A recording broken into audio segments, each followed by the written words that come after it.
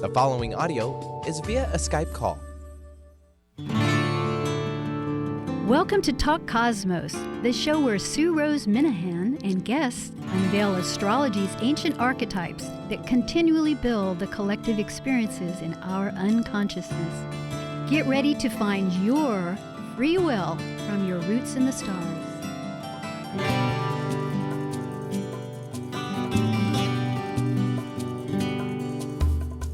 Hi, I'm Sue Rose Minahan, Talk Cosmos, August 18, 2018. We're continuing with Leo. This is the fourth week.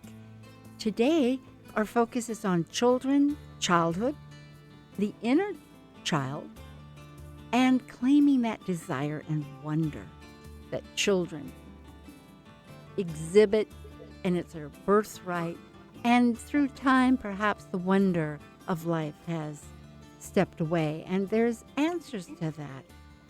Remembering that in the past, in the Babylonian times, many years past this is, because it was 5,000 years ago with the Babylonians in Mesopotamia, in the Tigris and Euphrates rivers in the Middle East. The phoenix was a bird, a mythological bird that rose from its ashes every 500 years.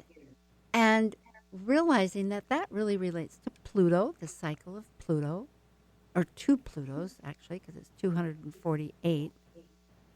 So that's 250 years. So I'm not quite sure why it's 500, but that is the cycle. But the point is the sun rises and sets every day. And that ancient knowledge of this sustenance, this life-giving energy of Leo that we've been discussing, the energy that always is reliably, generously given, does stop and begin like the phoenix giving us life. So that quality of the wonder and the desire, perhaps we've lost, and our conversation will be focusing on bringing up a subject that we spoke of last week, which was about the orca here in the Northwest, the Pacific Northwest, in the Samish Sea that used to be called the Puget Sound. There's, in this particular pod, 75 orcas, and one in particular, a young mother, was holding her deceased child for, as it turns out, 17 days. It was 16 days as of last week, and the following day, which was Sunday, the calf was gone. And this is, again, the idea of the child and parenting, themes that we'll be bringing up, and perhaps the importance and love, the intense love of the parent with the child. And in a sense, indicating perhaps that the possibility of extinction with the pollution that we have.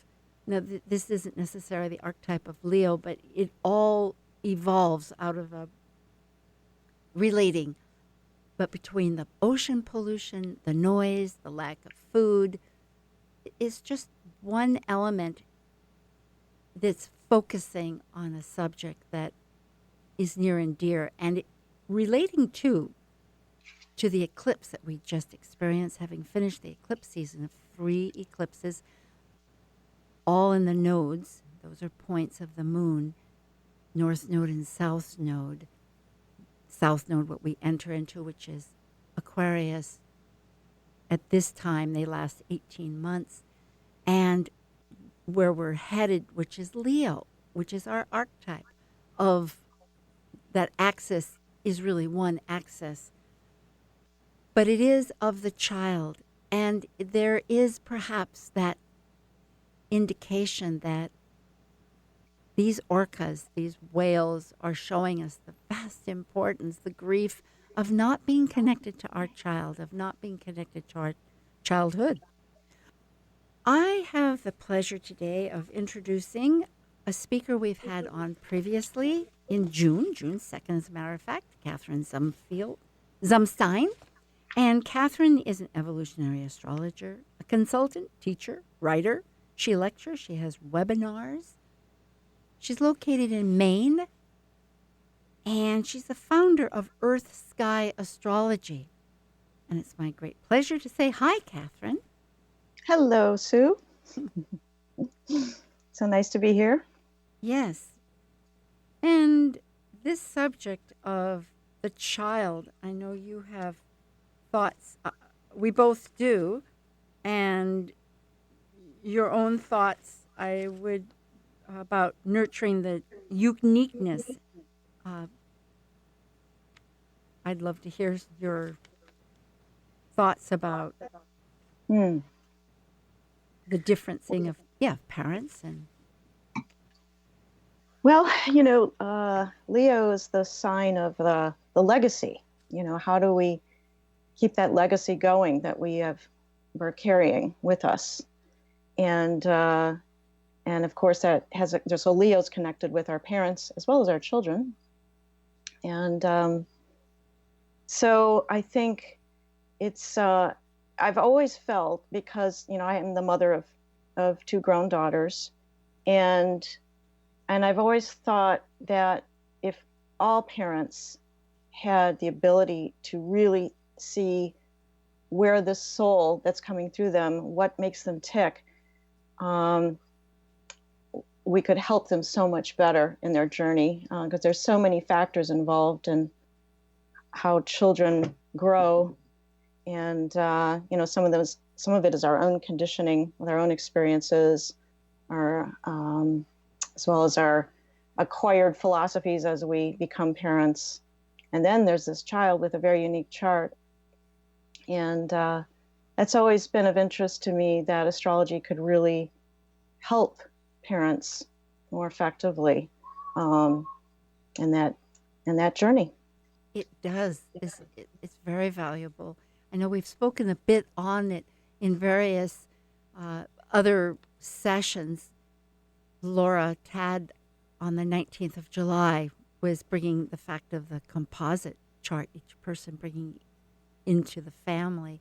And I only mention this because by the time we get to Leo, it is that consistent, it's the development, the continuation of the evolution of the person. And so now we're at this manifestation point, and with legacy as reminding, as you have pointed out. So really connecting with that person, that little spirit, is invaluable to direct, because it's not one size fits all. You're absolutely, it's true. Yeah, and I think it's also connecting with our own creativity. And I think the more we are connected to our creativity, I think the more we're open to what our children are revealing about themselves. We stay tuned into that whole channel of creativity, because the children are our brain. We have brain children and physical children, all sorts of children. But and I think that's an important piece as parents, not to get too dogmatic about shoulds, and to remain flexible and creative. And it's a tough thing. It is a tough thing because, as we know, their children don't come with manuals. So, and I think this is a really, really important subject, since there are so many theories and philosophies, and it's so hard to navigate through them all. But I've always felt that, even if parents just knew about, obviously everybody knows their sun sign, and that's really important, to understand that's where you shine, because the sun rules Leo, and sun, wherever your sun is where you shine. But just knowing the nodal axis of the lunar nodes, it, really tells so much. Yes. The direction that we've come from, and the direction that we're really headed to integrate what opposes our natural baggage that we've brought in. It is on a spiritual basis. And the sun represents in astrology also the father figure, And there's, without having this, I'm just thinking with some of the news that have come out with the unfortunate recurrence, well, by recurrence, I mean in Pennsylvania with the Catholic Church, coming to terms of atonement to be more visible and take some steps to correct the atrocities of that have happened, a violation against the child. Because I was thinking, my goodness, what a population to have of such duress. How would their own parenting be involved? How are their own values? So this idea of reaching into ourselves to find that desire and wonder of the child that really allows and gives permission for the beautiful values and gifts of our spirit to work, instead of this harmed method. It seems right now that it's increasingly important to really connect. For sure. Well, I mean, think of the square that Leo has with Scorpio, and a lot of these children are victims of a distorted, mindset of sexuality.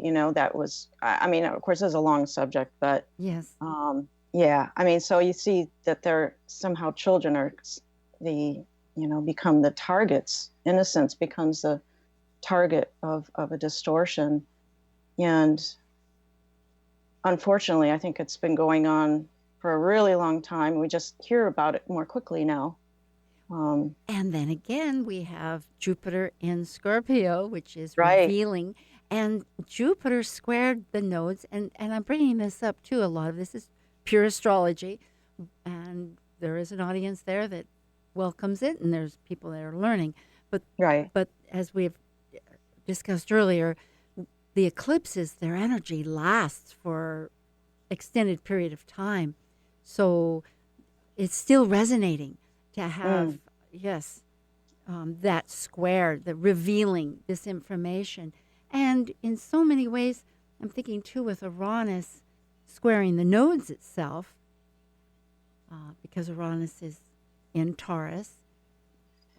It's like we're being enlightened to the severity of the problem. Uranus is shining a light on the wound. Yes. Yeah. And just the emphasis of children. I'm thinking, is that eternal message that of returning to that inner child, that there is a method. I was just listening to a talk and it said wish, want, desire. And the idea is we wish, then we want, but the desire to do something, to connect to that wonder again, the flower, that represents the signal, that, and the role, as you're bringing out with the parent, to really cue into the difference between themselves. Yeah, and I think it's also, we've all been children. So I think when we tune into that inner child within ourselves and work on that, whatever, wounds we have around our own experiences, that's a really key, because I mean, we always carry that with us. We always have our inner child, and whatever our experiences were, that's carried with us in our programming. And so I think it's an important piece for all of us to stay tuned in to our own childlike nature, and remaining curious and open, and seeing life as opportunity rather than a problem. Because I mean, if you watch children, you see them like they'll try out ice skating and fall down, they get up, fall down, they get up again, over and over. They don't give up. The moment. Pardon me, I was just saying the moment. Yes, they're in the moment. Yeah. Go ahead. Right. And we can learn so much from that, because a lot of these that open-mindedness and that willing to just embrace life head on like that. A lot of us, we lose that in the course of getting older, and it's natural, but I think it's an important thing to cultivate, make conscious cultivation of that energy and openness. And that, to me, is really key, not just as, for effective parenting, but in our own growth. It is. To maintain that connection, yeah. No, it is, to learn to play again. I know that all the ancients, the tribal people, again and again, they had big circles. I know down in in Arizona, I went to different old ruins, and there was a big circle for games and many cultures. And it's that frivolity, the joyfulness, yes, of just experiencing in a playful manner. And adults need to learn it, actually. Yeah. And that's where I think laughter and a sense of humor are really helpful. Yeah. Yeah. In fact, I think Isaac, the name, not that I'm so biblical of myself, I must say, but I am aware that, interestingly, in that book that people refer to so much, the second child was named Isaac, which means laughter. And I thought, oh my goodness, that's what an interesting quality. That's of some importance. And children throughout the globe, we're so global, increasingly. In China, I was just reading, there was traditionally, for some years, the one-child rule, and it had been changed to 2, but that's been obliterated, and it's now welcoming having more children. And I'm thinking, what a difference, and that's for the purpose of taking care of the elderly, because there's right. But yet still, as a society, that means that there'll be groups of children. There'll be that energy, that family, that playfulness. I wonder how that'll readdress their experience. But yeah, that'll be interesting to observe that. Because I think that means there'll be more children will be around other children more often, and maybe. I don't know for certain, but I'm wondering if the one-child family, that child was put on a career path and made to be, focused and ambitious. I'm wondering, that'll be interesting. It'll change the dynamic of the family for sure. Yes. I know both of us have several siblings in our own families, and then I know people that I have family members that came from only one person, and there's advantages both ways, but at any rate, I think going back to children, as you were one of the points you were wanting to speak about is how we were raised and how to be objective. And I suppose, were you thinking of the Aquarian viewpoint, the opposite, being objective? Yeah, well, right now we have that South Node in Aquarius, so and, we've got all these ideas, and it's interesting that the ruler of Aquarius, Uranus, is squaring the nodal axis, but it's in Taurus. So it's like we have to somehow make these ideas practical, and put them into practice in order to move to this North Node in Leo. It's like, it's really imperative to really think out of the box.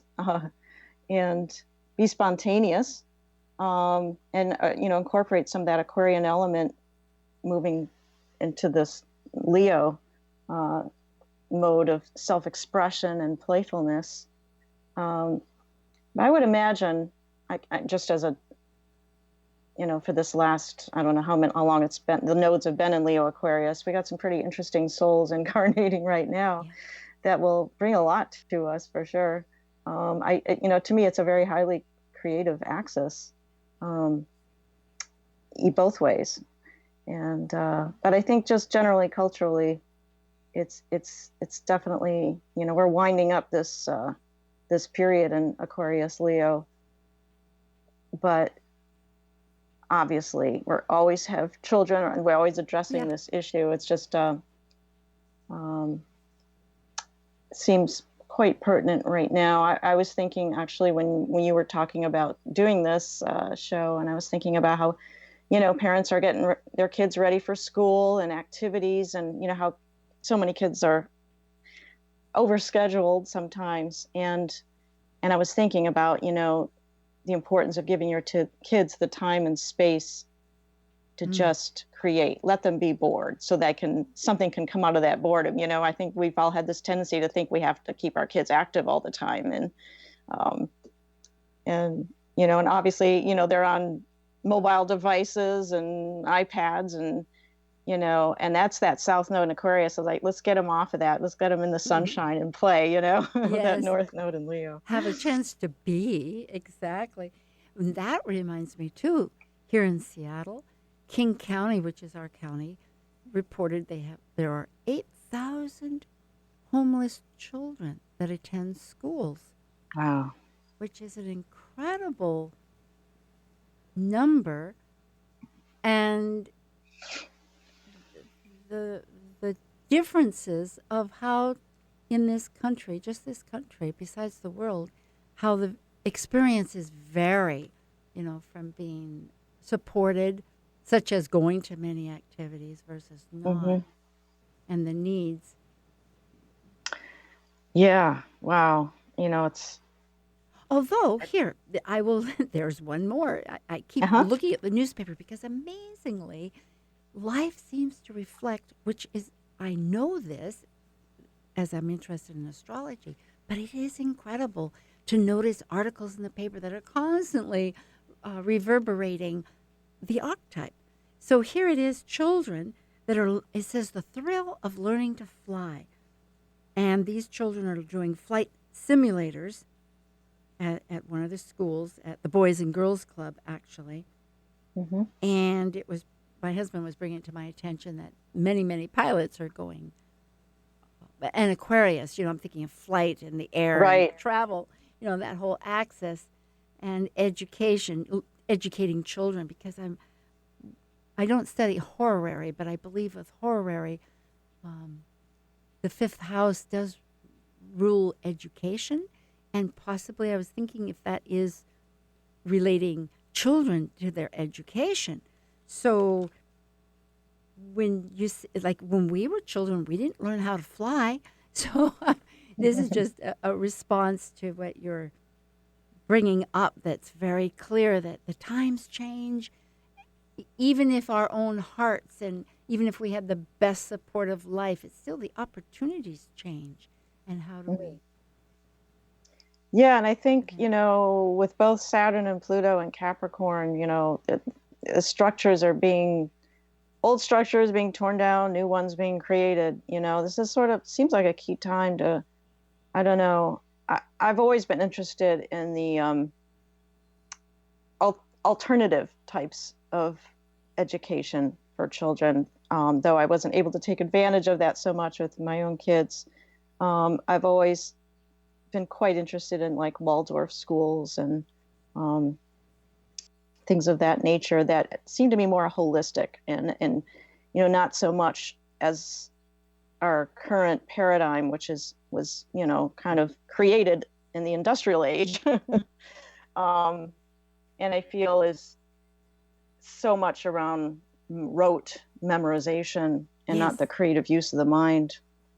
And I would hope to see some changes in that area in the not too distant future. We'll see. So. It would be. I know that a previous guest during Gemini, we were going between learning and teaching, Kath Talevich, and she homeschooled her children. And just what you had spoken about, the alternative methods, I was asking her, and she said it was so supportive to have the environment, the neighbors, and the skills, and to be able, kind of like the old, it made me remember or think of what it might have been to have communities where people learned sewing from, different skills and experiences, but on a collective basis, the strengths. Right. So there's a good balance there. And did go back to school and take a wonderful class that was about the four, like you were saying, there's four attitudes of schools is the word. One was militaristic, do or don't. And the second was the memorization group, which we're familiar with. The third was totally a creative, and this could have changed. This was like 30 years ago. But a totally creative, without any structure, just creativity at every step. And the fourth, which on a hierarchy, it seemed to be the highest element, although that's, of course, debatable, but that was more of an assignment idea of like, perhaps if I remember, like a CEO where everybody applied all this information and therefore pursued information necessary to support what they were working towards. Mm-hmm. Yeah, fascinating. Yeah, I lived in Colorado. I was good friends with a woman whose daughter was in a Waldorf school there, and she's older now and quite talented. And it seems like, the way they approach the early childhood, they don't force reading at such an early age. Ooh, yes. It's manual skills, gardening and knitting, and learning to create things, and then the reading thing seems to come later. We will come right back to that. I love this whole idea. I thank you, Kathryn. Sure. Because we're taking a little announcement, and since we're both pre-recording this, there won't be any phone calls, but we'll be right back. Thank you from Talk Cosmos, Sue Rose Minahan and Kathryn Zumstein.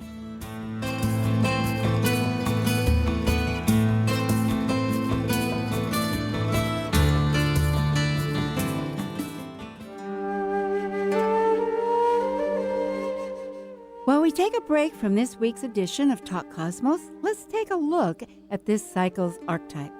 We are currently in the Yang period of Leo, ruled by the solar sun. Having departed from a cycle based on the internal process of emotional attachments requiring security and safety, the energy of Leo externally manifests our legacy through children and artistic creations. As a fixed Yang fire sign that desires to ignite actualization, Leo the lion takes the risk to generously exhibit love and welcome all to share their stage with joyous pleasure for living life. Hello, this is Wendy Wyrot, and you're listening to Talk Cosmos on Alternative Talk, 1150 AM, where we unveil astrology's ancient archetypes that continually build the collective experiences in our unconscious.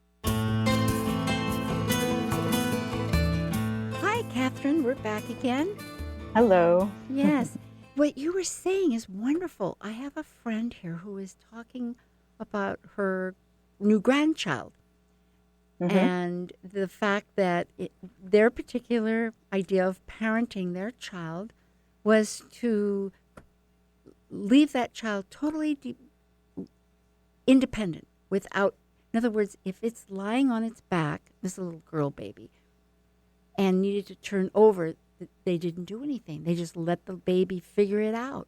And at first the grandmother, my friend, was really so surprised and shocked and certain that this wouldn't work. But now that the child is, I think, 1.5 years going on 2, she's realizing the strength of this little person. And and there's a name for that kind of, which totally eludes me. I'm not sure what it is. But it's also with food. I guess this child can eat however it wants. So whenever it eats, there's food all over. I mean, the hair, everything. You have to get a hose, literally. But somehow it's that whole sense of learning through your own experience. And I think that kind of speaks a little bit about what you were just mentioning. Yeah, that's interesting because I think years ago, I forget, was it Dr. Spock? I might have read it in a old Dr. Spock book, but they did an experiment where they provided, you know, I think they're around 9 months old. You know, they were eating solid food.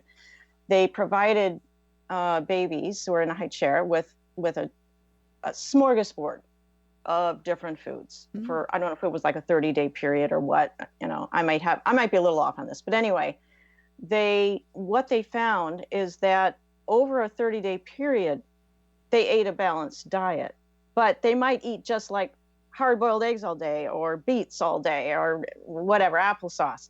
They might just get in a food jag, but over a 30-day span, it was balanced, you know? And it's interesting how we naturally, these babies naturally achieved a balance in their diet without somebody saying, okay, you got to eat this now and you got to eat so much of this every day. You know, it was interesting. Yes, I thought. without being directed is that inner voice. And that gets me back to the word desire that is so prevalent in the entire manifestation of Leo. It's fulfilling those desires. So that's a good example of how just naturally speaking. And I have heard also that it's not important to necessarily eat the same quantity of meat, for instance, every day, that there's many societies that have them in different portions of soups or of combinations. And so a little bit throughout the week, yeah, it does balance. So it's a very good acknowledgement to listen to that inner voice again, to realize that our desires are there to be fulfilled, you know, that naturally spending them by experiencing them allows us to have that knowledge that and develop the next step. Yeah, and you know, I think a lot of it is really about trusting life itself. You know, I mean, just think what a miracle it is that the sun rises every day. You know, I mean, we take it for granted, but it's really amazing. And somehow, I mean, I know it's so easy because we have access to bad news like on a daily basis. But life always seems to win. You know, no matter how much we screw it up, you know, and that doesn't mean that we should allow a screw up to happen, but it's like, it's amazing. You know, I heard something about how, I don't know if it was mushrooms or something that can eat up oil spills or, you know, Yes. and recreate our whole ecosystem. It's just incredible how regenerative that life is, you know? Chernobyl, if I'm saying that right, I get words difficult. Yeah, Chernobyl, yeah. Yes. Recently, I think it was during May, during Taurus, Petra Tauchert was mentioning that there's growth happening. It's not necessarily growth where people can live there, but there is growth. And so, yes, nature, this huge life force, Gaia, that we're part of. And it also reminds me of something I've heard on the television, Nova, or one of these wonderful programs that was, and I may have related it, but that there's belief that, I don't know if it's belief or knowledge or where it is exactly in the scientific world, but life started very likely in the ocean with the hot currents of lava, of the volcano, of that heat, away from the sun really, but the heat. And it was with the combination of minerals. I did bring that up on the last talk. But that, yes, that to trust life, and very well, like with the sun, like the phoenix, the bird that rises and reforms itself out of its own ashes, the proverbial. Yeah, myth. yeah. And it's interesting now too, because we've had this Mercury retrograde in Leo, and it's almost like even having this conversation and reacquainting ourselves with what Leo is about. It's so apropos, and focusing on. Oh yes. Yeah. Because it's in Yeah. Leo. That's a good point. Right. Right. And yes, yes, it is.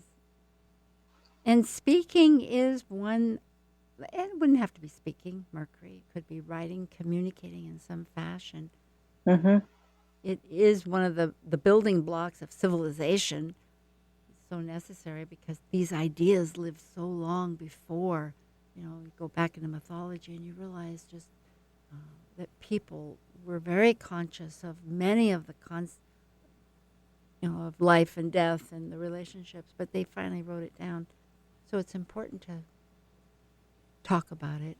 And Yes. we're in that zone right now. Yeah. Well, I mean, to me, the most striking example of this emphasis on the Leo Aquarius nodal axis was, the children in detention centers separated from their families, and that crisis, which I have not even heard much in the news in the last period, but, and it's something that we need to keep focused on, that, the health of these children, obviously. And just to think that such a supposedly advanced civilization such as ours would do something that we know is traumatic for reasons that have nothing to do with the good of children, and could, it's unbelievable. And I hope that we can create something that will never allow this to happen again, this using children as pawns for some political goal. That drives right back to the theme that we're centering, with children, childhood, inner child. And that is that wonder that not, and I'm trying to think of a word rather than saying not, but the fact is to integrate, to unify ourselves without being fragmented, without being separated. Exactly, as you're separated from our sense of wonder, from that sense of childhood, that sense of inner child, because obviously the detachment, looking at, they not remembering, not realizing the trauma, somehow, if I'm convinced if people could really embrace that as though it was themselves, how could they possibly inflict that on some other person, whether it was the detention or whether it was the Catholic priests, or whether it's so many issues that are coming up, such as that orca whale that was telling people, hey, we're going to all perish if we don't, the grief there that, which of course, in the grief, so much of this is, as we speak, because we do study astrology, I know both of us are, at least in my mind, I'm thinking, oh my goodness, that's not just Leo, that's the fixed axis, that's Pluto. But then again, going back to the Phoenix, the sun does represent so much of life and death. It comes up, it goes away. Right. And that trust. I love that reminder. And another thing with that orca is that I think we tend to not realize how intelligent animals are and how incredible their love is. and in many ways there's a lot of more wisdom in the animal world. I mean, nobody tried to separate that. Well, of course maybe humans did, but the orca that carried her calf around, I'm wondering how the rest of the pod, or I'm not certain that's what you call them, but the rest of the orcas, did they allow her that grief? Did they honor her process? They stayed together. She would fall, I'm trying to remember. Yes, she would fall back. But because there's another one that they're concerned about now that's also in trauma. And it's recognizing so much. And it's so interesting to see how people are really speaking of it, not just as at a distance, but embracing that feeling themselves, because it touches all the hearts. And that's also like, why is this happening? It is part of that energy that is reminding. So how for the first time they actually tried feeding, which is quite unusual to interfere. But because they're so smart, as you say, they used a tube because he didn't want the orcas to get the idea that they were going to get fed, because they are so brilliant, like the dolphins. Pearl Jam. Pearl Jam's I'm just looking at this other article just to jump a little bit, but back to children again and the homeless issue as such. And again with Leo, because Leo can, through connecting with our inner child and manifesting our legacy, which is childhood, which is legacy, as you're bringing up, but also that legacy that we provide us through our own life. But Pearl Jam, who is from Seattle, returned after 5 years, and just recently, last week, had a couple of shows that they called the home shows, and the monies went towards combating homelessness. So Great. it is, whether they were aware of the children, but just the fact that by what a great illustration of manifesting who you are can help resolve in maybe not such a dramatic way, but here's a beautiful method. Well, it's like we're all in this together. And the more as a society that we come to that and act from that knowledge, it's like, what's that saying? The whole is greater than the sum of its parts. Yes. I mean, we could be if we all had this conscious recognition all the time of that, we would all thrive and flourish, It's when we start thinking of each of ourselves and each other as separate, Yes. and, we're all connected, That's the bottom line. We're so connected emotionally, etherically, psychologically, physically. We all depend on each other. When nobody's independent, we're interdependent in a healthy society. And I think the problem, in my opinion, is in this country, we value independence so much, the self-made man and all of that. But I think this is what, the Leo Aquarius, Aquarius is about co-creation. Leo is creation, but one cannot really exist without the other, It is an exchange, yes. Yeah. And so I think it's an important idea that we need to cultivate within ourselves, that because I think there's so many diseases of isolation, addiction being the major one that I'm thinking of. It's really a disease of isolation. And my oldest daughter was an opiate addict in years past, and she's now helping other addicts and doing amazing things around the world. And I'm so fortunate that she is alive and thriving. But we've had a lot of discussions about this, and she is not of the opinion of the disease model so much, and I'm in agreement with her on that. And I think it's the isolation that and the loneliness that people just generally feel, and I think we've created this kind of society. We all move around a lot. I'm guilty of that one, and we don't have that sense of that it's a saying, it takes a village to raise a child. And I think it's really true. It doesn't have to be all biological family, but we need extended support. And we've lost some of that. And I think that's what's created a lot of isolation. That's a good point, because I'm, at first too, I was thinking about the opportunity in the world that there's, without embracing the unseen, the undefined, the unknown, trusting, going back to that word, that in some sense life is supporting us, that whatever, that it wants us to be our authentic self. I mean, we're thinking of archetypes like Uranus and which the outer planet, and Aquarius, which right now that we're coming from, but because otherwise one can, if for sensitive people too, and I say sensitive, but for people that have awareness that there is more to life than just following exact rules and instructions without the heart. And again, Leo is the heart. That life can seem barren.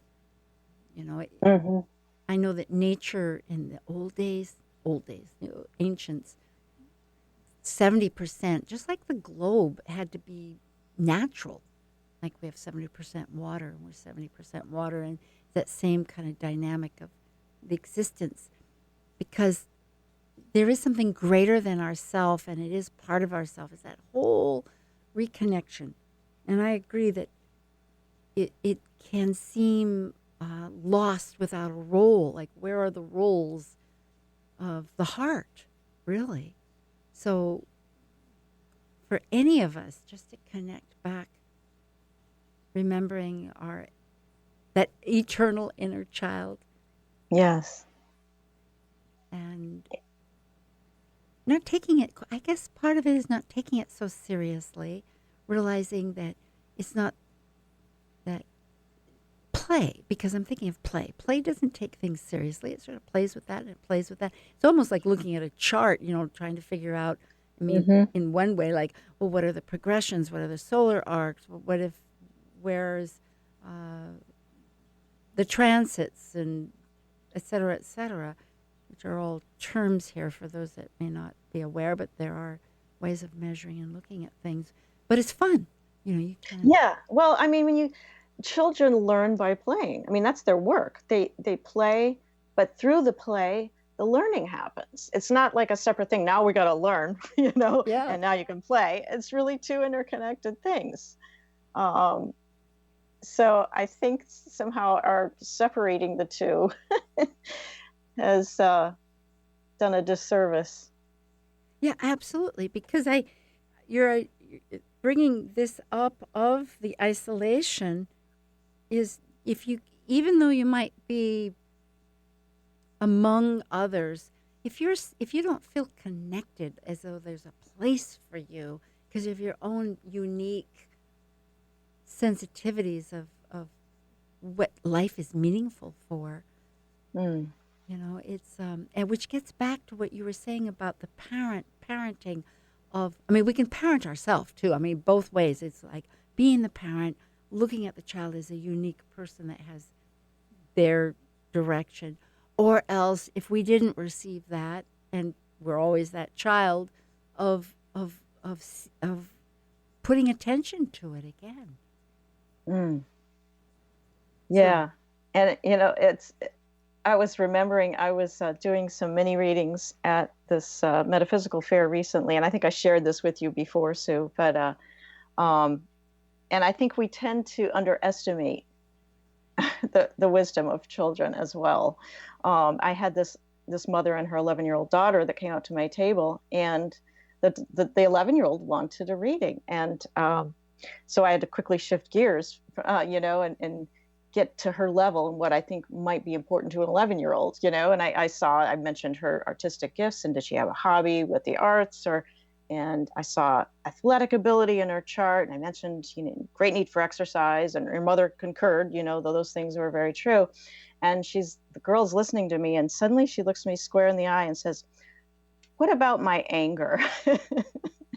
So I'm like, wow, I think the kids being born now are like really savvy to what the issues are, and they want to address them. They don't want to dance around anymore. So we had to talk about what the purpose of anger, and it does have a purpose to pay attention to something that doesn't feel good, and what, how to handle that. So anyway, I just had to. Oh, I like it. That brings up the perfect point of how astrology can open up as a vehicle the real conversations necessary to explore these abstractions. And anger's not abstract, but yet astrology seems abstract at first, but by focusing in and discussing it lends that whole part of it. And this reminds me of a little conversation I had with a small child in the family. And I know that my family's probably listening, so it'll be evident to them. But we were out in the yard gardening and doing a project that was a collective project that was working out really successfully. And she and I were alone, and she suddenly asked about certain family members if they were dead, deceased, which they were. And it is striking. I mean, she's a little person, 4. And so, and I answered honestly. And so children, I think we need to give great credit that on some terms they can accept a lot in life. It's really true. Maybe they don't need to know huge details, but just some of the facts so that they can sit there and consider it, because that's what we do. We ponder it. We go into that inner self, and we that's part of how it formulates us. I know you were mentioning too earlier among our notes that it is the differences of where we are in the family, maybe because of being the oldest or the middle or the youngest or one of 5 or 6 or the size of the family and the times. Everything about it is our lens, because, and I know like with astrology, the moons are different, and that the moon often relates to our relationship with our mother. That was such an eye-opener. Maurice Yes. Fernandez, our mutual instructor, one of our primary teachers, gave that viewpoint. Yeah. Which And what's really interesting too, as part of my studies with him as well, he has talked a lot about how children up to about the age of 6, they can remember their past lives. And there's been instances of children remembering in great detail, and which is amazing when you think about it. It's like how we lose that connection. And again, it's a whole legacy thing, seeing the past, the present, and the future. And it's another gift that children bring to us, the ability to open that part of the brain, and that has that memory, because most of us, we might have a feeling about a place or a deja vu, and that's part of that, definitely, for sure. It goes along with my whole, mutually, because we do follow evolutionary astrology for soul growth, where as spirits, we are a spirit incarnated with a body, this vessel, this with all these abilities, and as on a stage, with such as Shakespeare would say, and having choosing our parents and choosing our family. It goes along with this idea that, and coming in with the past that we have, going forward in a direction. Yeah, and I think it was Stephen Forrest who said, we use the word choose. It's not like we're in the ethers, making a choice, like we choose the type of tea we're going to drink.